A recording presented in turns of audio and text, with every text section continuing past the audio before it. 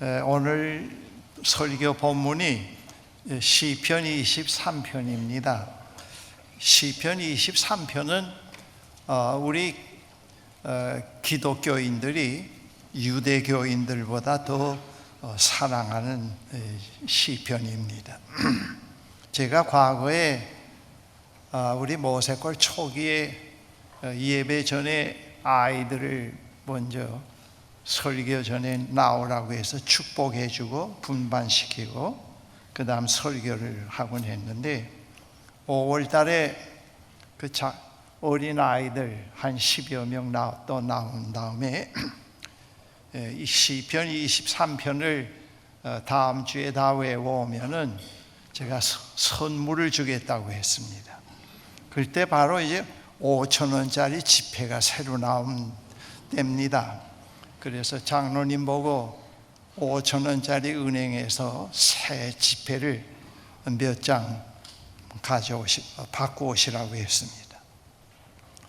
그 다음 주에 맞이해서 외운 학생 손 들어보라고 하니까 한 사람밖에 없어요. 그래서 제가 그 한 아이에게 5,000원을 줬습니다. 그랬더니 그 다음 주에 다 외워. 그 학생들에게 5,000원씩 다 줬습니다. 이 시편은 그만큼 우리들에게 익숙한 시편입니다. 성경에 하나님의 형상이 구체적으로 나타나 있는 것이 없습니다. 특별히 구약 성경에 그것은 하나님께서 하나님 자신을 위하여 어떤 형상이든지 만들지 말라고 명령하셨기 때문입니다. 그렇지만 하나님께서 창조하신 세상에서 창조의 활동을 하시는 하나님의 상이 은유적으로 다양하게 묘사되어 있습니다. 예를 들면은 선한 목자이신 하나님, 또 인자한 집주인이신 하나님, 또 치유하시는 하나님, 또 훌륭한 아티스트로서의 하나님, 에레미야서에는 도자기 공으로 나타나 있습니다. 그 다음 포도원을 만들고 좋은 포도나무를 심고 잘 돌보고 있는 포도원 주인으로서의 하나님, 그리고 예수님께서 우리에게 가르쳐 주신 하나님의 또 그 이미저리 가운데 가장 친근한 그런 상이 하나님은 우리의 아버지시라 그렇게 말씀하고 계십니다. 이러한 그 상들은 하나님의 속성과 관련된 것입니다. 동시에 우리 인간과 관계에서 하나님이 어떻게 우리 인간과 관계를 맺어 가시면서 창조의 활동을 해 가시느냐, 그것을 우리에게 보여주시는 그런 말씀입니다. 하나님의 상입니다. 성경에서 하나님의 상이 가장 아름답게 묘사되어 있는 것이 이 시편 23편입니다. 여기에 두 가지의 하나님의 상이 묘사되어 있습니다. 하나는 선한 목자상으로서의 하나님, 다른 하나는 나그네를 친절하게 대접하는 인자한 집주인의 상으로서의 하나님이십니다. 시의 도입이 이렇게 시작됩니다. 여호와는 나의 목자시니 내게 부족함이 없으리로다로 시작이 됩니다. 시에 하나님과 그의 백성과 관계에서 그의 백성을 양으로, 그리고 하나님이 선한 목자로 묘사되어 있습니다. 옛날 유대인의 주된 생업은 농사가 아니고 유목이었습니다. 그들은 주로 양을 기르는 유목민들이었습니다. 그들의 부는 양의 수에 따라서 측정되었습니다.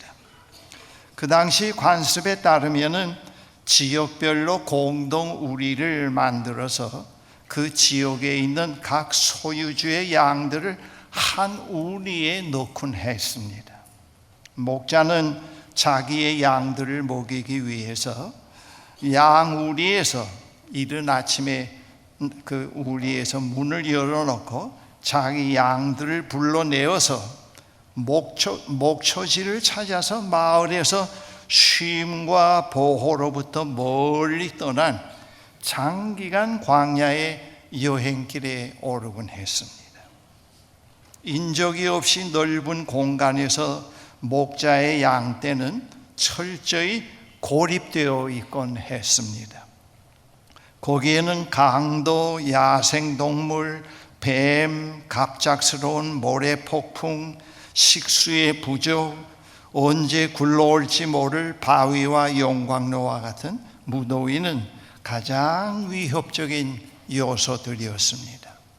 그러한 상황에서 양에게 최소한의 필수품은 음식, 물, 안전, 길을 잃었을 때의 구조, 맹수의 위협으로부터의 보호, 머물 수 있는 장소였습니다.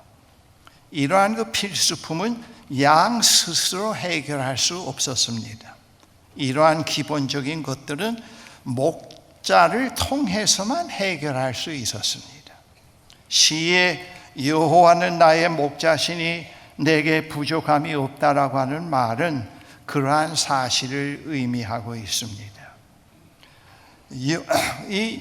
여기서 부족함이라고 하는 말은 결핍을 의미하는데, 여기에서는 그 결핍의 의미가 육적인 차원, 물질적인 차원만이 아닌 영적, 정신적, 심리적 차원을 다 포함을 하고 있습니다. 목자는 그 세 차원의 것을 다 충족시켜 줄 수 있다는 겁니다. 양은 어떤 물질적인 것, 육적인 차원만 가지고는 살 수 없다고 하는 것을 여기서 말해주고 있습니다. 그런데 선한 목자에게서는 그 세 차원의 것이 다 해결된다고 하는 것을 말씀해 줍니다. 이러한 결핍을 채울 수 있는 분은 선하시며 인자하신 목자와 집주인과 같은 하나님이십니다. 하나님의 백성들은 선한 목자이신 하나님의 인도와 보호 가운데서 결핍이 해결될 수 있습니다. 본 시편에서 하나님의 창조 행위를 나타내는 중요한 세 단어가 있습니다. 2절, 3절에 인도하신다. 그 다음 4절에 안위하신다, 보살펴 주신다. 5절에 차려주신다고 하는 동사입니다.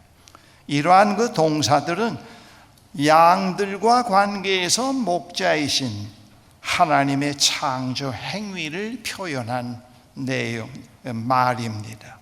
하나님 선한 목자이신 하나님께서 양들과의 관계에서 어떻게 구체적으로 창조의 행위를 나타내 가고 계시는가? 인도하심으로, 안위하심으로 그것을 말합니다. 그리고 그의 앞에 상을 차려주심으로 양들을 인도해 가시는 하나님이라는 것을 말씀합니다. 시에서 목자의 인도하심이 매우 자상하게 묘사되어 있습니다. 2절에 그가 나를 푸른 풀밭에 누이시며 쉴만한 또는 잔잔한 물가로 인도하시는더라.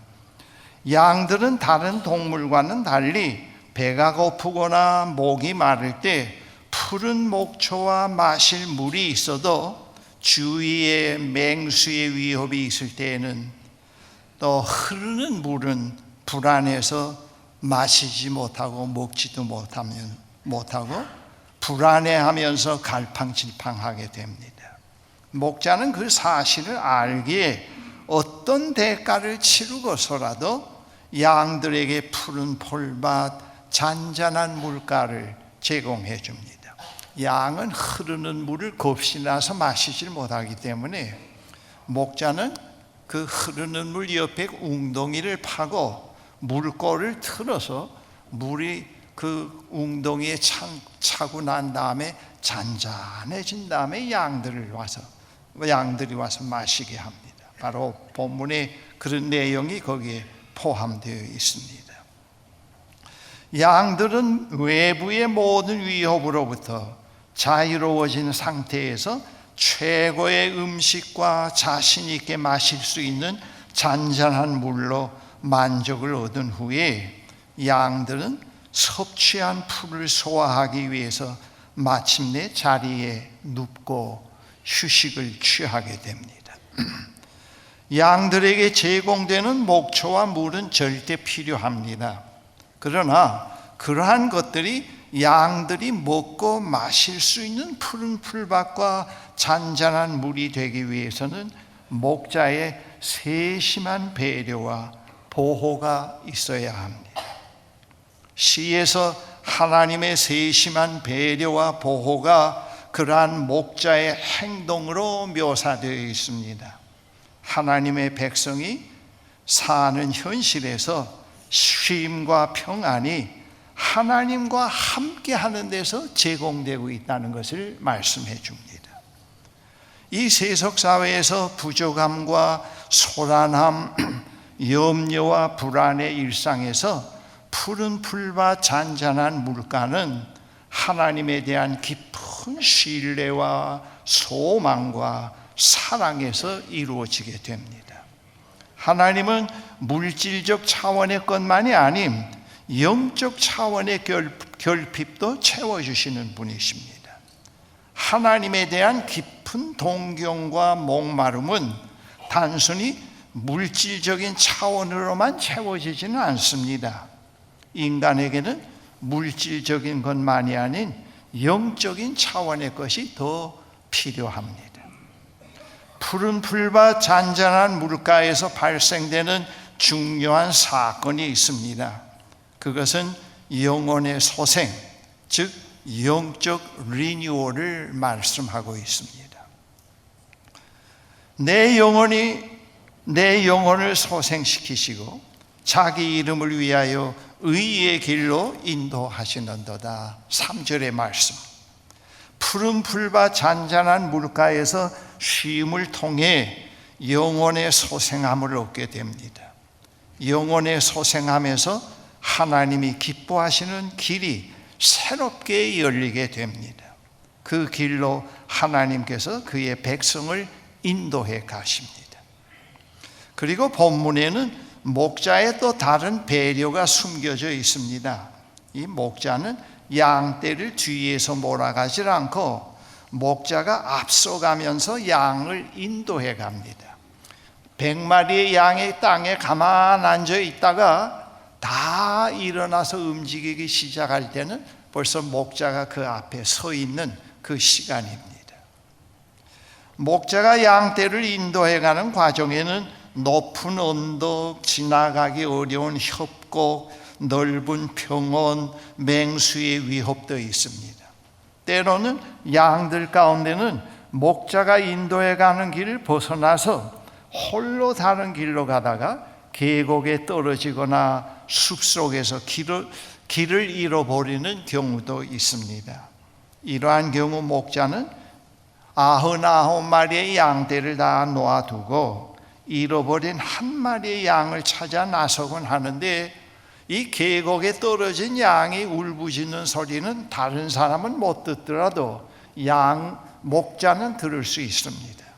목자가 그 울부짖는 양의 목소리를 따라서 가서 그 계곡에 떨어져 있는 양을 긴 지팡이로, 그 고리가 있는 지팡이를 가지고 목을 걸어서 끌어올리게 됩니다.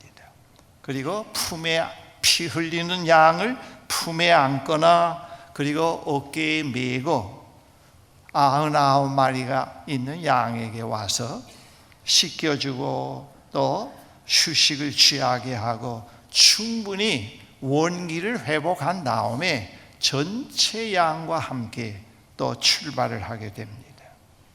목자는 이탈한 양을 버리고 가지 않고 찾아서 양떼에게 데려다 놓아서 다시 소생함을 얻어서 다른 양들과 함께 목자의 인도를 따르게 합니다.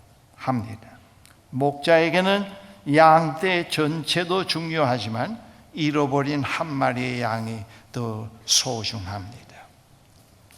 선한 목자는 자신의 양떼를 자신의 이름을 위하여 옳은 길로 이끕니다. 선한 목자는 자신의 양을 버리는 법이 없습니다. 시에서 목자의 그러한 깊은 의도를 내 영혼을 소생시키시고 자기 이름을 위하여 의의 길로 인도한다고 말씀하고 있습니다. 우리의 일상에 늘 함께 하시는 선한 목자이신 하나님은 그분이 인도하는 길을 잃어버리지 않고 따르도록 하며, 비록 길을 이탈하여서 다른 길로 가더라도 찾아내서 다시 제자리에서 목자의 인도를 따르게 만듭니다. 시의 전반부의 마지막 예언에서 목자가 양들을 인도해가는 과정에 죽음의 그림자 골짜기가 등장하고 있습니다. 이러한 상황에서 목자이신 하나님의 창조 활동은 양들을 보살피시는, 보호하시는 그런 모습으로 묘사되어 있습니다. 4절에 내가 사망의 음침한 골짜기로 다닐지라도 회를 두려워하지 않을 것은 주께서 나와 함께 하심이라. 주의 지팡이와 막대기가 나를 안위하시노다 했습니다. 여기서 그 사망의 음침한 골짜기라고 하는 것은 죽음의 그림자가 드리워 있는 골짜기를 의미합니다. 그곳은 어두운 그림자가 있고 깊은 협곡들이 있는 산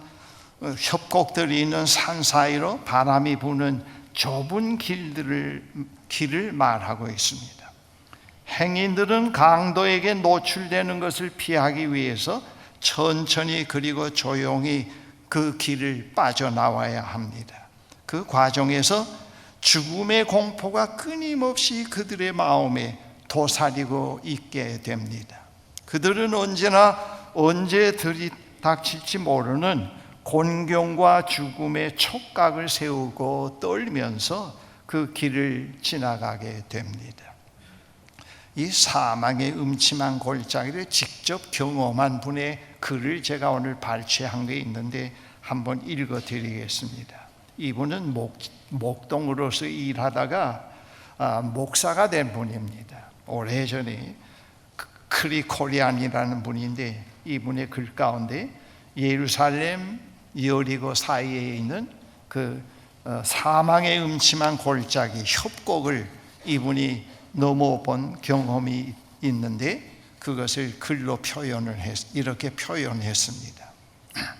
이 팔레스타인에는 실제로 죽음의 그림자가 드리운 계곡이 있고 모든 목자들이 이것을 알고 있다. 나는 운 좋게도 이 계곡을 최소 한 번은 무사히 지나가 본 경험을 가지고 있다. 이 계곡은 매우 비좁은 산맥을 통해서 연결되어 있는데, 뾰죽뾰죽 찢겨진 바위들 사이로 표호하는 듯한 강한 물줄기가 종종 형성되곤 한다. 물줄기는 인상 찌푸린 스핑크스 같은 흉벽으로 돌출된 가파른 절벽의 깊고 비좁은 협곡으로 돌진해 있다. 협곡의 좌우 벽은 마치 대성당 측벽처럼 세워져 있었다. 계곡 길이는 약 8km 정도이지만 바닥의 가장 넓은 부분은 고작 3.7m 정도였다.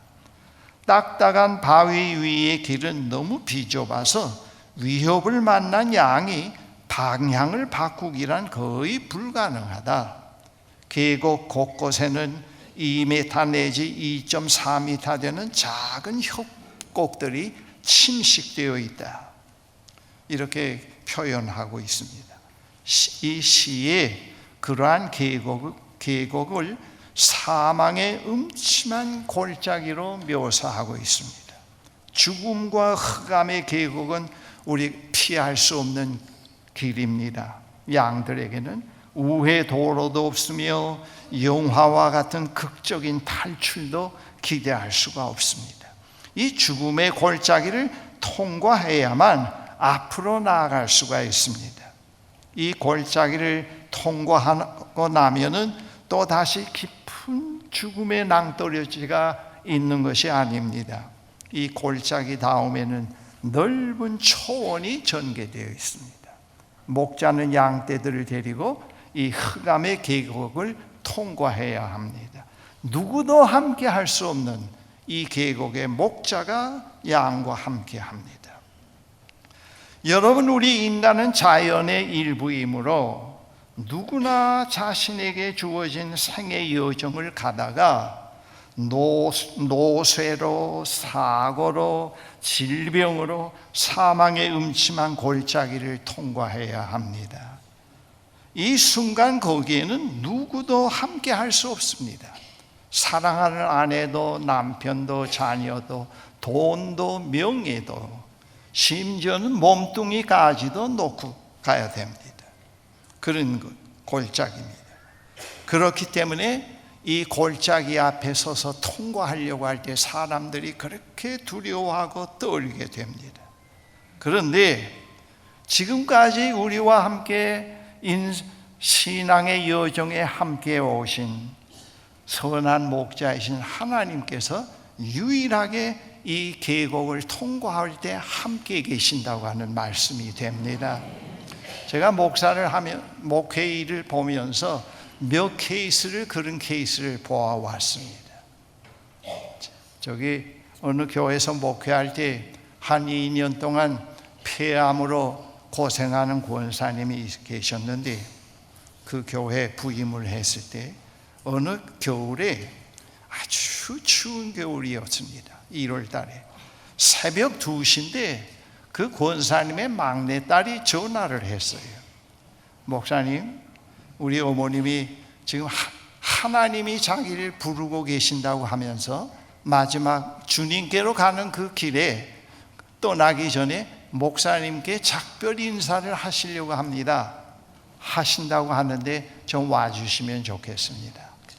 빙판이고 날씨가 추운데 여러분, 그 시간에 미국 이민 간다고 김포공항에 나오라고 해도 가겠는데 영원히 못 볼 저 하나님께로 간다고 하는데 안 갈 수가 있겠어요.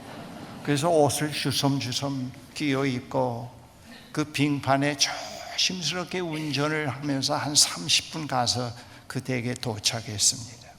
큰 온돌인데 권사님이 매트레스를 깔고 그 위에 누워 계십니다. 그리고 한 20여 명의 가족들이 쭉 원을 그려서 앉아 있습니다. 거기에는 교회 나오시는 분도 있고 나오지 않는 분도 있습니다. 몹시 괴로워하셔요. 그 폐암이 호흡을 하기가 힘들기 때문에 그렇게 고통스러운 것입니다.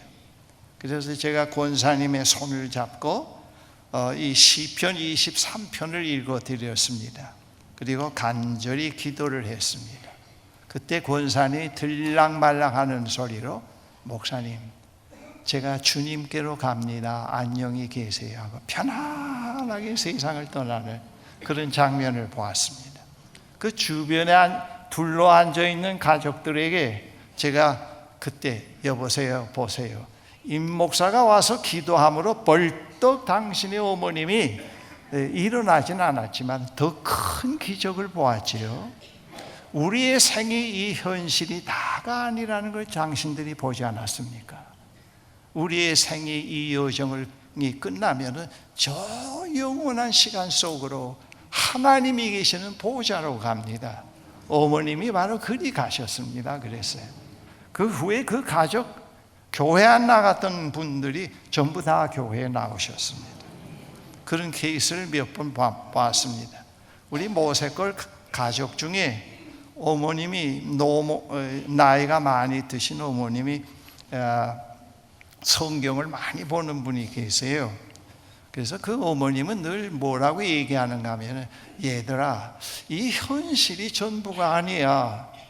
또 하나의 눈에 보이지 않는 새로운 현실이 있어. 나는 그 현실에서 살고 있어. 너희들도 그것을 가져야 돼. 그렇게 말씀을 해왔다고 합니다. 그 딸을 통해서 들은 얘기예요. 근데 이제 세상을 떠날 시간이 가까워오자 다 가족을 다 불렀습니다. 그래서 자녀들이 원을 치고 둘러앉아 있었습니다. 근데 그 할머님이 얘 몇 장 불러라 그랬습니다. 그 슬픈 찬송이 아니고 아주 기쁨의 찬송이에요. 그런데 그 할머님도 같이 웃으면서 박수를 치면서 찬송을 부르시면서 얘들아, 천사들이 지금 내 등을 받쳐서 점점 나를 하늘나라로 올라가고 있다 그랬습니다. 그러면서 찬송을 부르시면서 세상을 떠났습니다. 여러분, 우리 인간은 이 육적인 차원이, 감성과 육적인 차원, 정신세계가 전부가 아니에요. 이런 또 보이지 않는 영적 차원이 있습니다. 영적 차원이 우리에게 있습니다. 거기에서 지금 하나님과 교제가 이루어지고, 마음은 불안하고 육체는 괴롭지만은 그 깊은 곳에서 하나님의 음성과 위로가 들려올 때가 있곤 합니다. 거기서 우리는 이 몸이 전부가 아니라고 하는 것, 이 몸으로 하나님과 교제가 불가능하다는 것, 다른 차원으로 우리가 하나님과 교제를 갖고 있다는 것을 감지해 갈 수가 있습니다. 그런데 우리가 세상을 떠날 때 몸은, 육신은 이 세상에 놓고 가지만은 하나님과 깊은 사귐 속에 있는 그런 부분은 영원히 하나님께로 가게 돼요. 그 하나님께서 창조 당시 우리 인간에게 불어넣어 주신 영혼입니다. 영혼은 창조 이전에 실제했던 건 아니고 그것도 하나님의 창조물 가운데 하나인데, 그 부분은 영원히 하나님께로 갑니다. 제가 때때로 그런 걸 경험을 해요. 불안하고 걱정이 어떤 문제가 있을 때 깊은 곳에서, 감지할 수 없는 곳에서 하나님의 위로가 있고요, 어떤 정신과적으로 심리적으로 측정이 안 되는 깊은 자유함을 느낄 때가 있습니다. 아, 이 부분은 죽지 않는 부분이구나, 영원히 하나님께로 가는 것이구나 하는 걸 때때로 경험할 때가 있곤 합니다. 바로 우리는 이 여정을 영원히 살아가진 못해요. 언젠가 끝납니다. 그런데 그 여정이 끝날 때 사망의 음침한 골짜기를 넘어서야 합니다. 그때 유일하게 함께 하시는 분이 선한 목자이신 하나님이 우리와 함께 하십니다.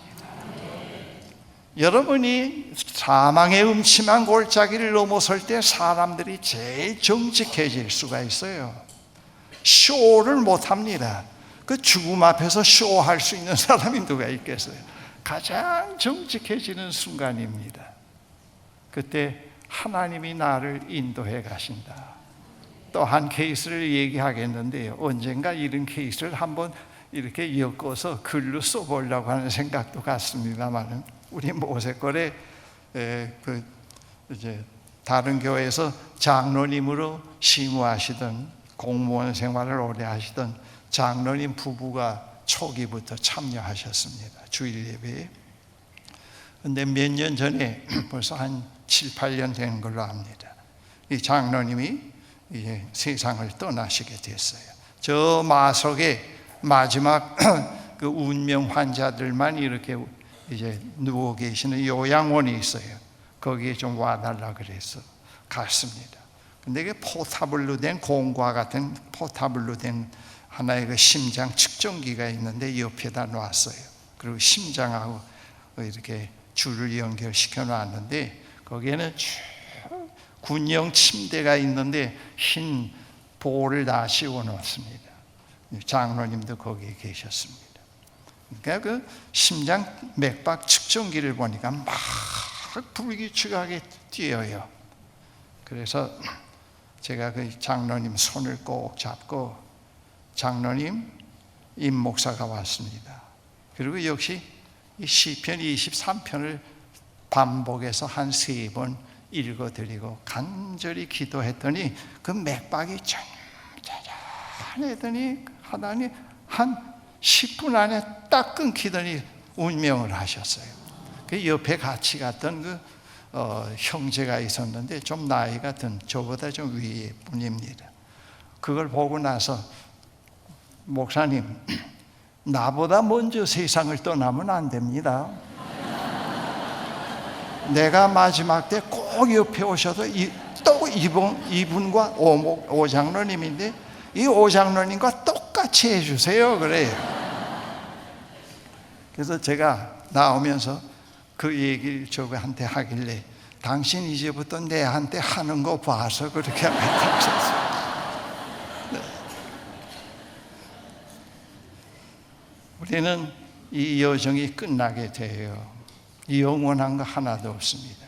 손에 쥐었던 거 다 놓고 가야 됩니다. 그걸 생각해야 돼요.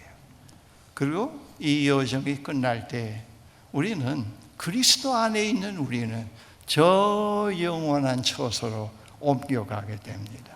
그리스도 안에 있는 우리를 죽음도 그리스도 안에서 우리를 죽음도 우리를 빼앗아가질 못합니다. 어떤 위협도 하나님 손에서 우리를 빼앗을 권한이 없습니다. 우리는 그날을 늘 생각을 해야 돼요. 그리고 우리 안에 늘 하나님의 천국을 간직하고 살아가는, 하나님과 함께하는 매우 작은 공간이 우리에게 있어야 됩니다. 거기에 나와 하나님과 교제가 이루어지는 그런 공간을 우리가 갖고 있어야 됩니다. 오늘 시편에서 그러한 장면을 우리에게 말해주고 있습니다.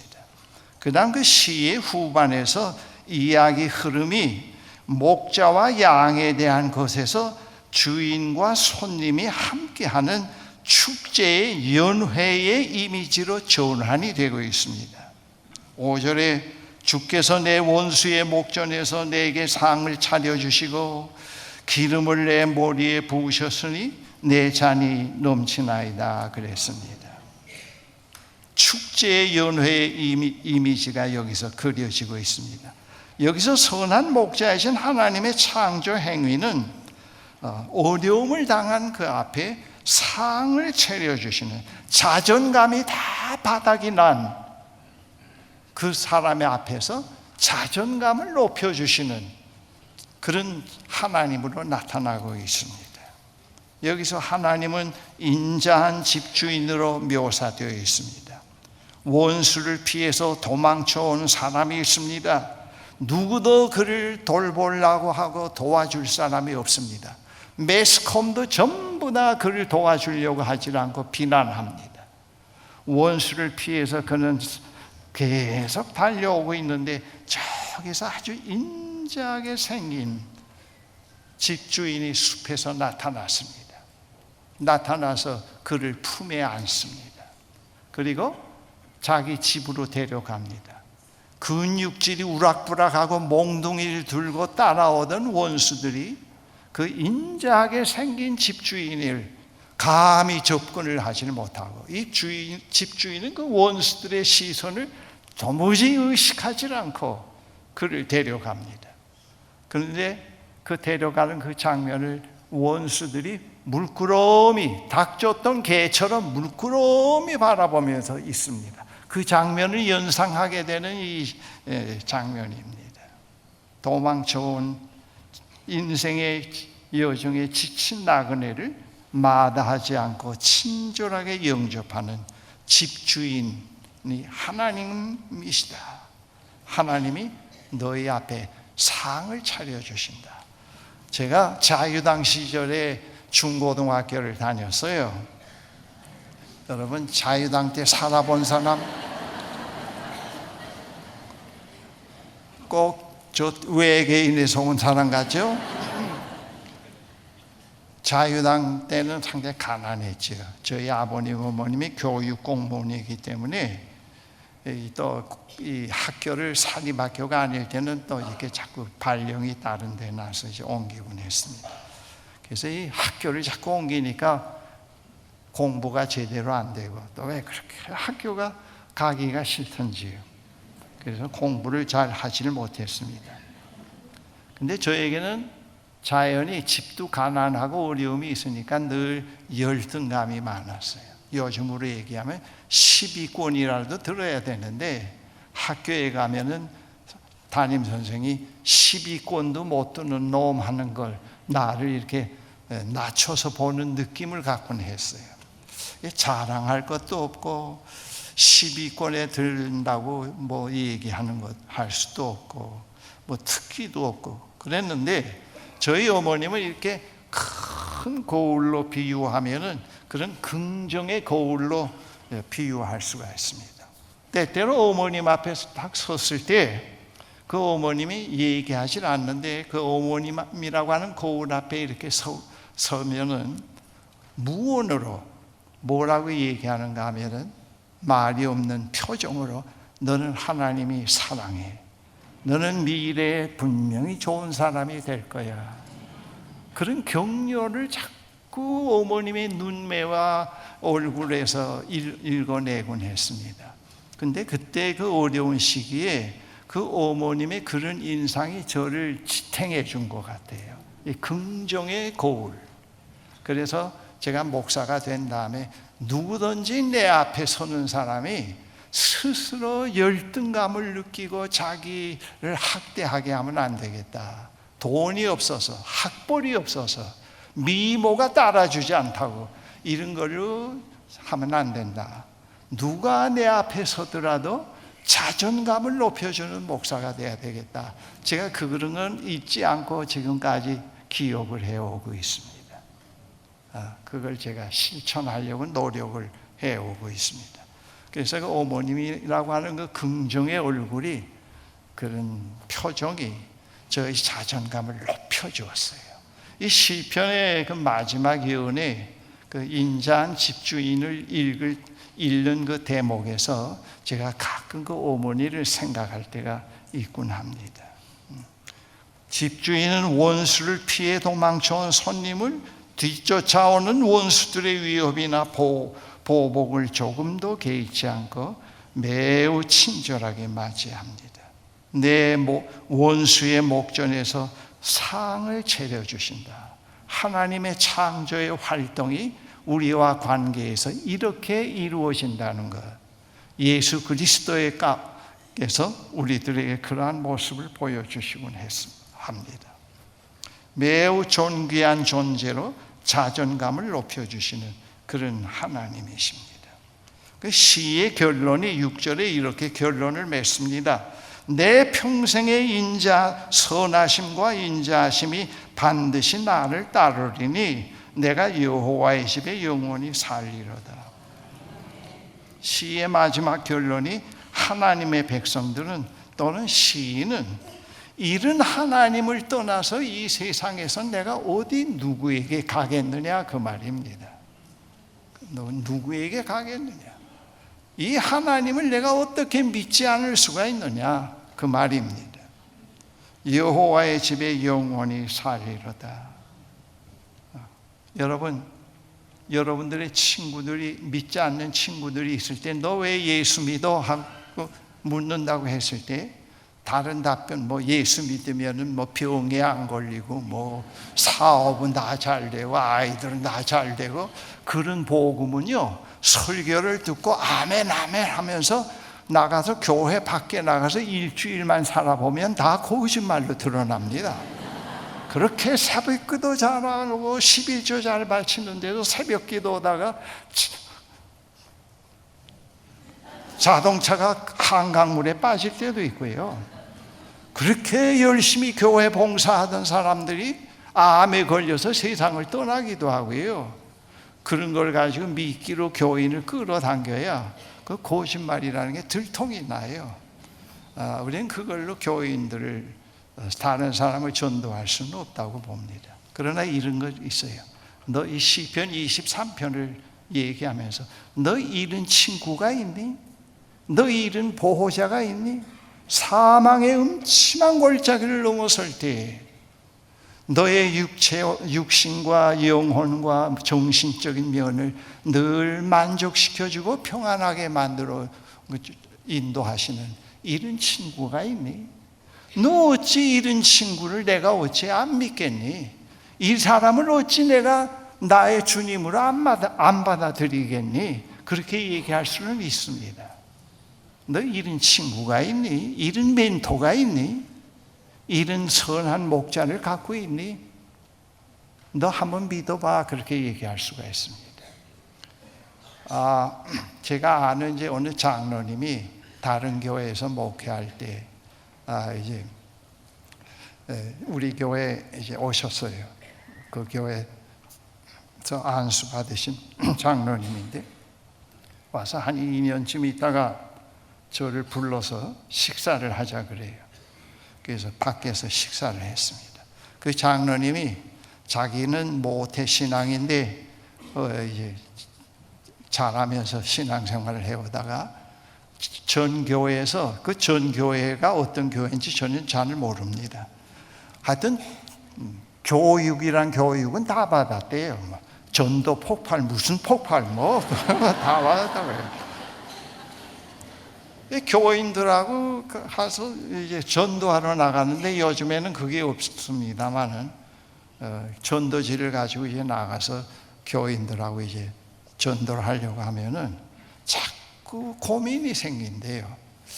이거 자연스럽게 살아가는 저 자연인 한 사람을 또 교회를 끌어들여서 나같이 고민이 많은 놈을 만들면 어떻게 할까? 그래.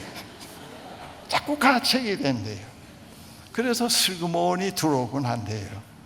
또 하나는 저렇게 선하게 자연스럽게 사는 사람들을 갖다가 괜히 교회로 끌어들였다가 싸움꾼 만들면 어떻게 하나 그런 생각이 또 들곤 한대요.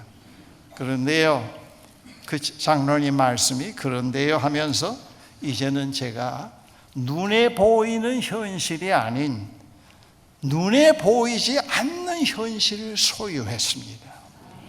그리고 눈에 보이는 이 현실은 눈에 보이지 않는 보이지 않는 그 세계 때문에 이것이 존재한다는 걸 깨닫게 됐습니다.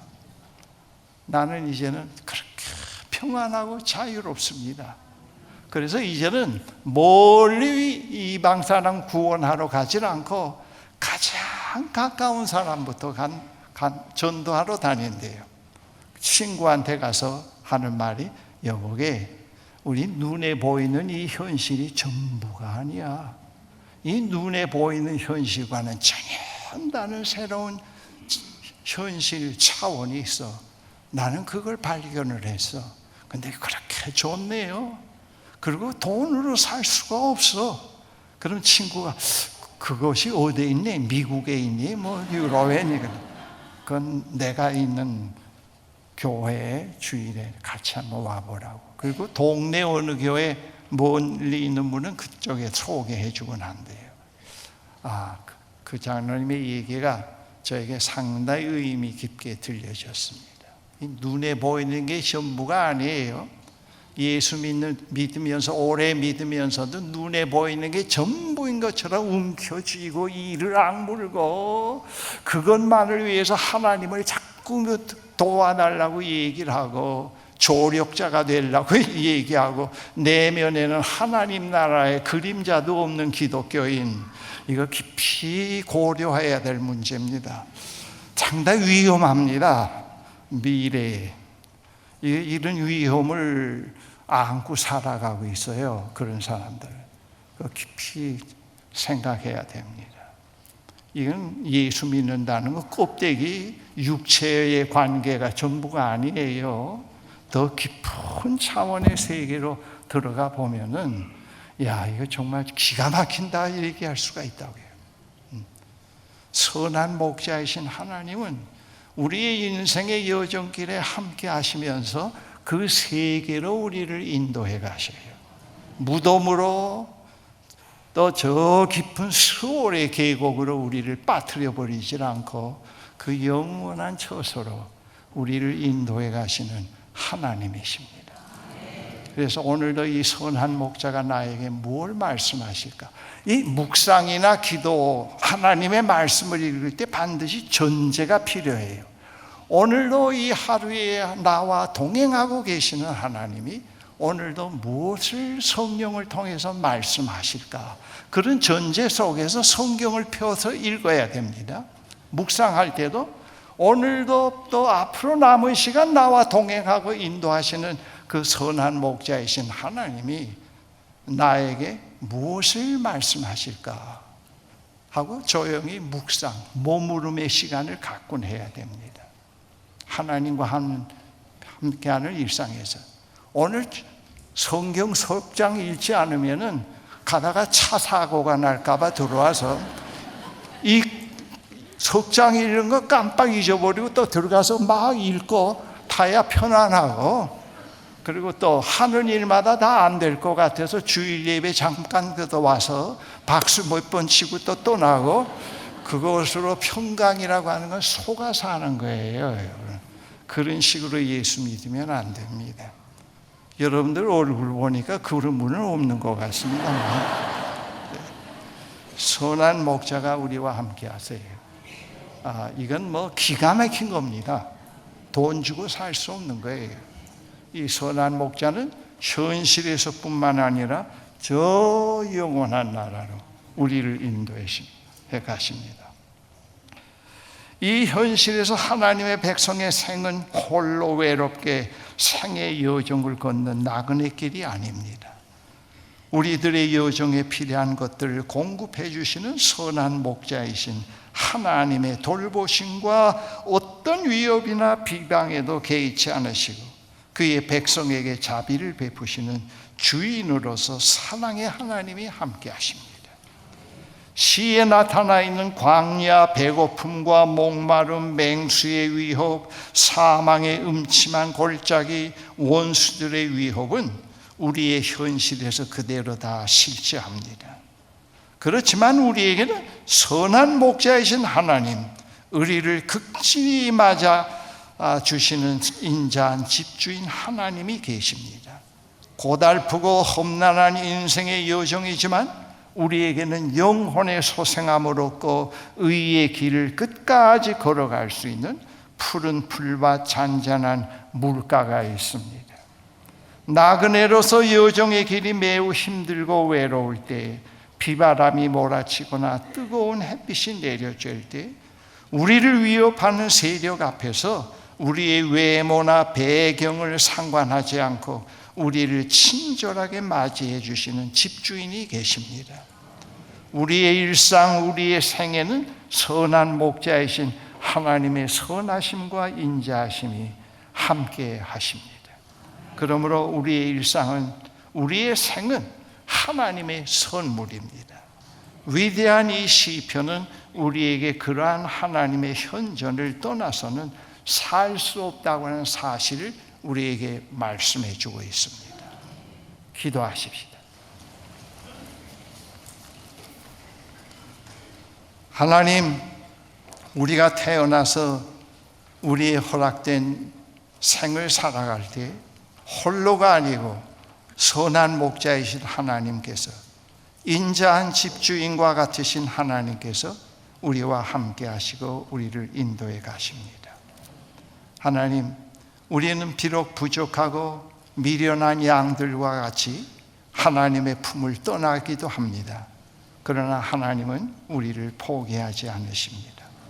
예수 그리스도를 통해서 선한 목자이신 하나님, 인자한 집주인과 같으신 하나님이 어떤 분이시라는 것을 그리스도를 통해서 매우 명명백백하게 보여주셨습니다. 우리는 그리스도 안에서 선한 목자를 발견하게 되고요, 인자한 집주인과 같으신 하나님을 보게 됩니다. 하나님, 우리의 남은 여정이 홀로가 아닙니다. 그리고 우리 앞에는 사망의 음침한 골짜기가 있습니다. 우리는 누구나 다 이것을 넘어서야 됩니다.